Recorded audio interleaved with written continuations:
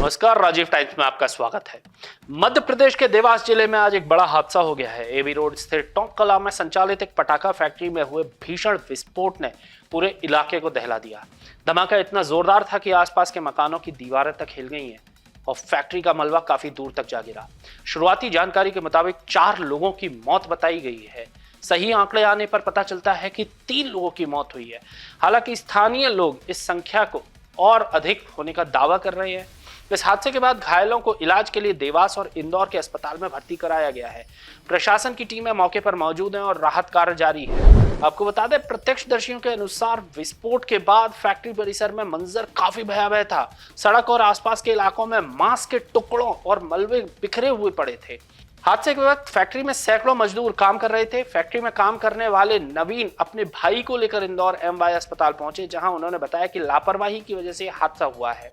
कलमा में पटाखा कंपनी था, उसमें टेम्परेचर की वजह से आग लगा है और कर्मचारी की वजह से ढीली की वजह से जो है वहाँ पे आग लगा है। कितने मजदूर थे घटना के समय वहाँ पे लगभग 600-700। अच्छा, कितने 300 लेडीज था और 300 जेंट्स था। अच्छा, जिसमें घटना अचानक धूप की वजह से, टेम्परेचर की वजह से जो है वहाँ पे घटना हुआ है। एकाएक बड़ा बम ब्लास्ट हो गया। वहाँ पे अंदर में जो है ना कुछ सब आदमी काम कर रहा था, 15-20 आदमी।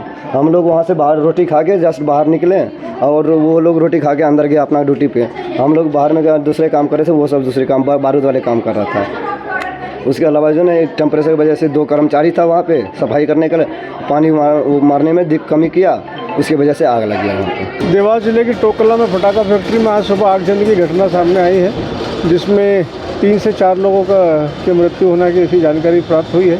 कुछ लोग घायल हुए हैं, जिसमें से 2 जो घायल हैं वो चोइथराम हॉस्पिटल में हैं, जिनको अभी मैं देख के आया हूँ। उनके स्वास्थ्य के उपचार की पूरी व्यवस्था हुई है।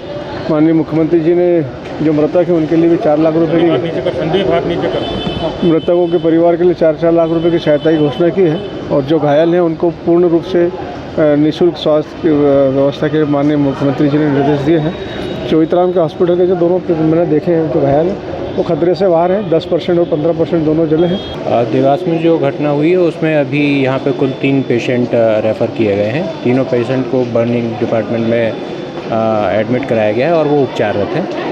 2 पेशेंट अभी तक चोइथराम हॉस्पिटल में भी उनको रेफ़र किया गया है, तो उनका उपचार अभी चोइथराम हॉस्पिटल में चल रहा है। जो यहाँ पर पेशेंट हैं वो लगभग 70 to 80% बर्न है। अभी उनका उपचार चल रहा है। प्रयास कर रहे हैं कि उनको बेहतर से बेहतर उपचार दिया जा सके। ये स्थानीय स्तर पर जाँच के बाद ही कोई कार्रवाई की जा सकेगी। एक ये अत्यंत दुखद घटना जो है वो देवास ज़िले में हुई है और वहाँ से अभी बर्न के 3 पेशेंट यहाँ रेफ़र होके आए हैं और उनमें 70 to 80% के करीब बर्न है। और हमारी जो बर्न यूनिट, सर्जरी, एनेस्थीसिया के जो भी डॉक्टर्स की टीम है वो पूरी तरह से इलाज कर रही है और उनकी निगरानी में है।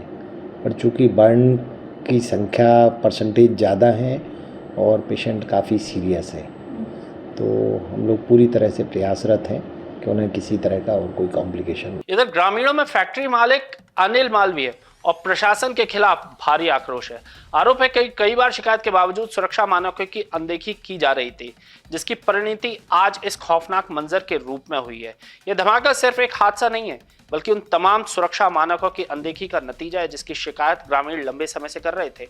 एक तरफ जहां प्रशासन अब जांच और मुआवजे की बात कर रहा है, वहीं दूसरी तरफ एमवाई अस्पताल में जिंदगी और मौत के बीच जूझते मजदूर उन गंभीर सवालों को पीछे छोड़ गए हैं जिनका जवाब मिलना अभी बाकी है। अब देखना होगा कि प्रशासन इस भीषण लापरवाही के जिम्मेदार लोगों पर क्या सख्त कार्रवाई करता है और क्या सीएम मोहन यादव द्वारा दिया गया मुआवजा उन घावों को भर पाएगा। ऐसी ही ताज़ा तरीन खबरों के लिए जुड़े रहें राजीव टाइम्स के साथ।